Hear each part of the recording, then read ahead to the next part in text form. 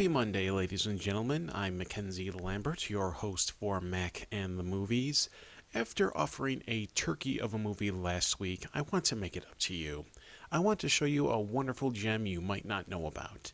This installment, we look at one of the most interesting genre benders to come out in that inventive era of film between the late 1980s and early 1990s. Let's take a look at Cast a Deadly Spell, directed by Martin Campbell and starring Fred Ward.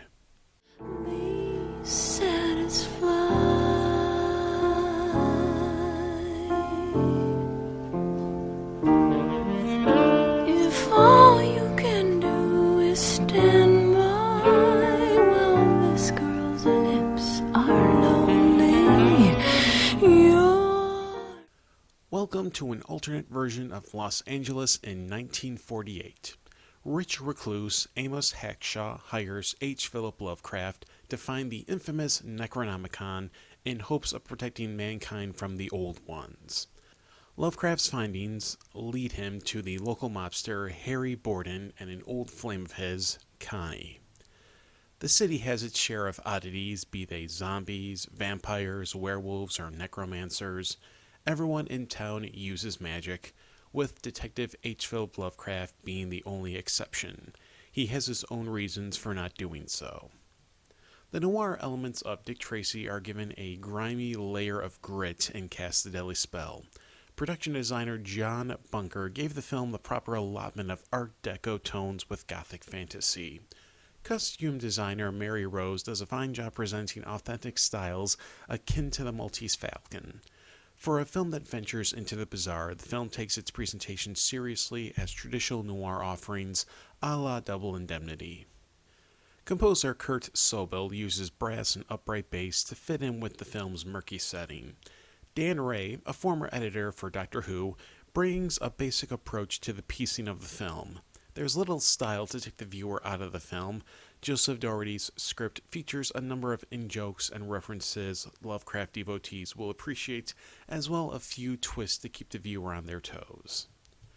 Martin Campbell, the director of both stellar James Bond offerings, GoldenEye with Pierce Brosnan and Casino Royale with Daniel Craig, does fine work making this world as believable as possible.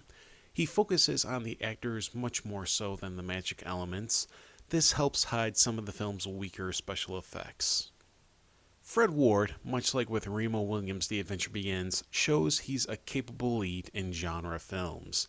He brings the right balance of cynicism and will needed for the character. Longtime film fans will see elements of past actors like William Holden and Humphrey Bogart in Ward's take on Lovecraft. He also has great scenes with Julianne Moore and handles himself when sharing the scenes with the likes of Clancy Brown and David Warner. The secondary cast features a number of stand-up performances by notable character actors. David Warner and Clancy Brown show here why they are some of the best actors in film. Both men take control of the scenes they're in. Lee Tergesen and Raymond O'Connor have amusing parts and might be recognized by many filmgoers. The femme fatales of the film honor their noir forerunners. Julianne Moore brings an element of danger and mystique to her role as Connie. Alexandra Powers stands out as Hackshaw's daughter, who plays a key part in the mystery of the Necronomicon. She brings a charming innocence to the character. Finding a physical copy of this film will set you back a pretty penny, or you can find it on YouTube. One can hope that a good DVD release is in the film's future. This is a lost film that should never have been lost in the first place. Great movies like this particular title deserve an audience, and that wraps up this look at Cast a Deadly Spell. Have you seen the film? What did you think? Feel free to share your thoughts in the comments below. Feel free to subscribe if you haven't already.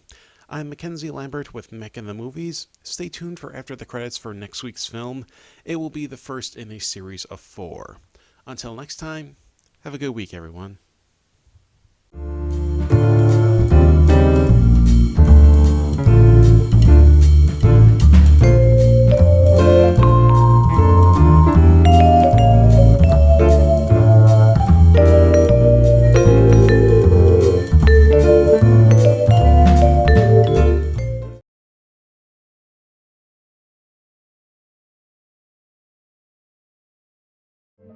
Nora, you're into tocanga yala colo malo. Mala sock. Okay, banga banga. Since when do you talk a native language? I just started today. Well, what do you say? What do you say? I don't even know what I said.